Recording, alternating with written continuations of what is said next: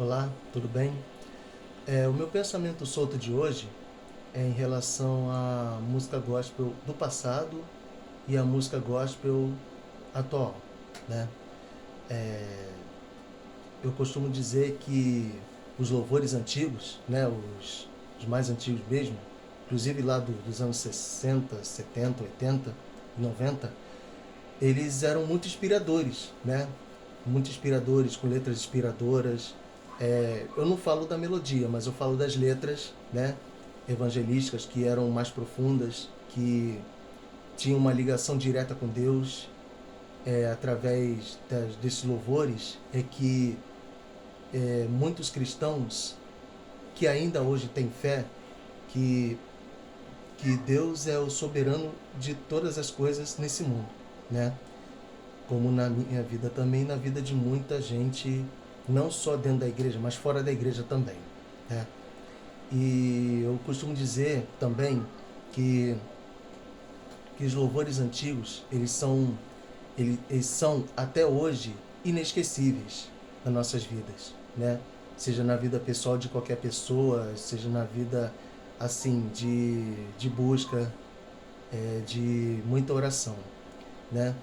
Agora, claro que os louvores atuais, alguns, salvo exceções, que alguns ainda têm esse resgate, né, de manter o evangelho mais verdadeiro possível. E eu cito um cantor que eu gosto muito, que é o Anderson Freire, que é um dos tremendos compositores da música gospel, que ele resgata as composições dele, a maioria delas, ele vai resgatando as letras evangelísticas para que o povo voltasse a adorar a Deus. Porque com o passar dos anos, isso foi diminuindo. A fé das pessoas foi diminuindo. Isso tem uma razão muito simples. Esses louvores atuais, alguns deles, eles são cheios de heresia, né? Claro, inclusive até aqueles louvores worship, né?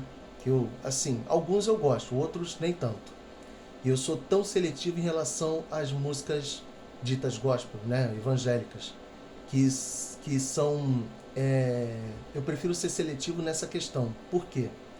Porque existem músicas que muita gente canta na igreja, mas não sabe o significado, é, o conteúdo das letras que estão lá, que podem ser heresias que muita gente está cantando nas igrejas e não está percebendo, né?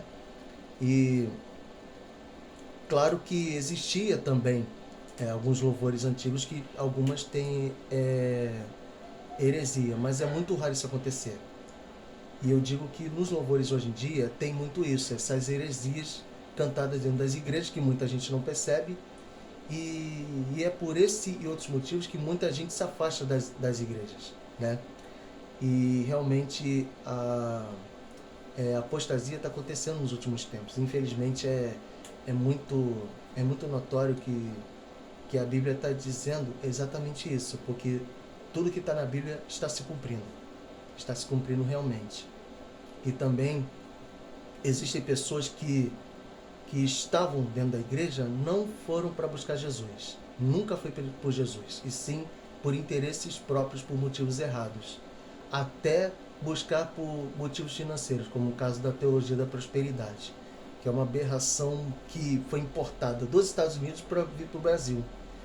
E, infelizmente, muitas pessoas estão saindo do foco do evangelho verdadeiro para se atenuar às tais falácias heréticas, não só sobre questões financeiras, mas também sobre questões espirituais. E muitas das vezes distorcem muitas coisas sobre o verdadeiro evangelho, né?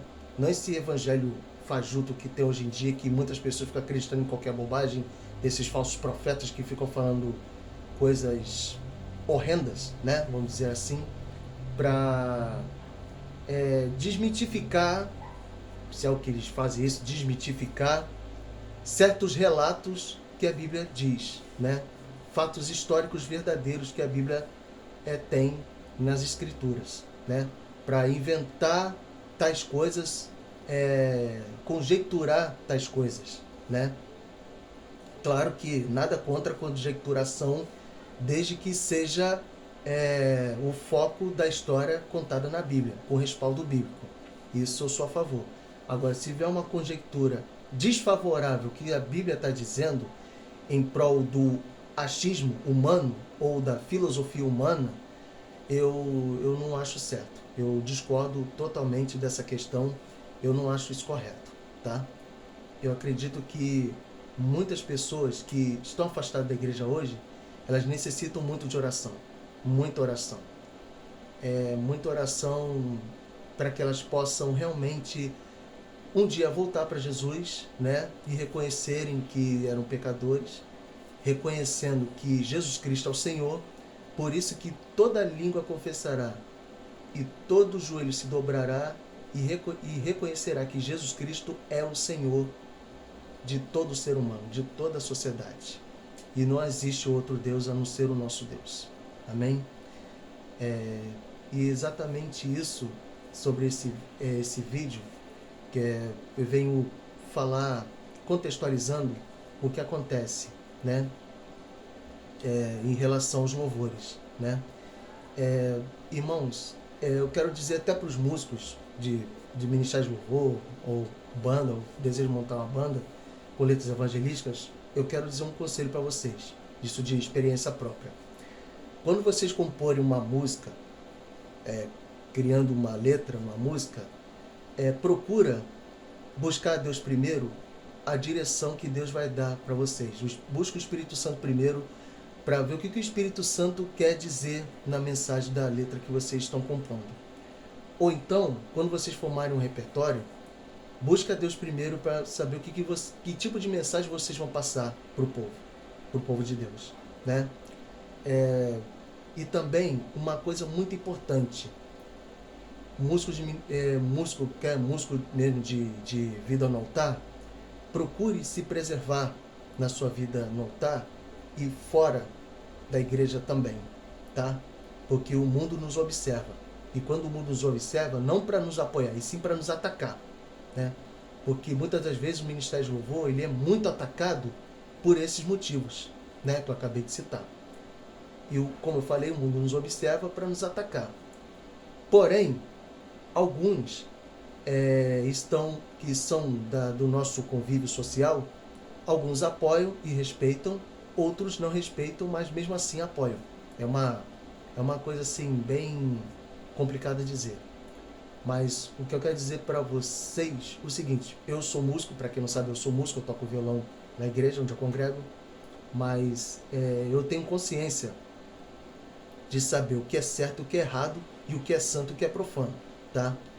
E quero dizer uma coisa para vocês também: eu não ouço só música gospel, tá? Eu gosto de rock, eu sempre curti rock, tanto gospel ou não gospel, rock nacional, rock internacional, MPB, um pouco de forró, um pouco de hip hop também, né?